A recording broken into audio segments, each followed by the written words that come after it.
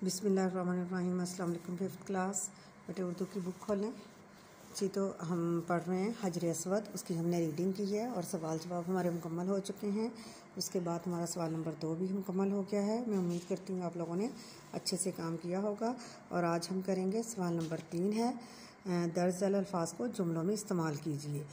पहला लफ्ज़ है तवाफ़, दूसरा चादर, सहन, दीवार और जन्नत। चलिए आइए हम इसको सॉल्व करते हैं जी। तो पहला लफ्ज़ है तवाफ़। खाना काबा के तवाफ़ के दौरान मुसलमान हजर असवद को बोसा देते हैं। हजर असवद क्या है? जन्नती पत्थर है। चादर, ये चादर बहुत मैली है। सहन, सहन में हर तरफ पत्ते बिखरे हुए हैं। दीवार, दीवार पर परिंदा बैठा हुआ है। नेकी, नेकी जन्नत की कुंजी है। या अगला जुमला क्या है? नेकी कर दरिया में डाल। और इसके अलावा आपने ये भी याद करने हैं और इसके अलावा ख़ुद से भी कोशिश करनी है कि जुमले बनाएं। और जब आपकी कॉपीज़ आएँ, ये जो जुमले हैं इससे हट के आपके जुमले आने चाहिए बेटा। तो फिर बात है कि ये आपको समझ आ गई, ये चादर बहुत मैली है ये, या फिर इस चादर का क्या आएगा?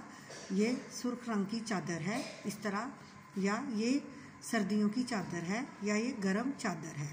ठीक है, इस तरह सहन, शहर में हर तरफ पत्ते बिखरे हुए हैं, तो उसका दूसरा जुमला क्या है आएगा? हमारा सहन बहुत कुशादा है या खुला है। इस तरह दीवार पर परिंदा बैठा हुआ है। ये दीवार, ये मट्टी की दीवार है।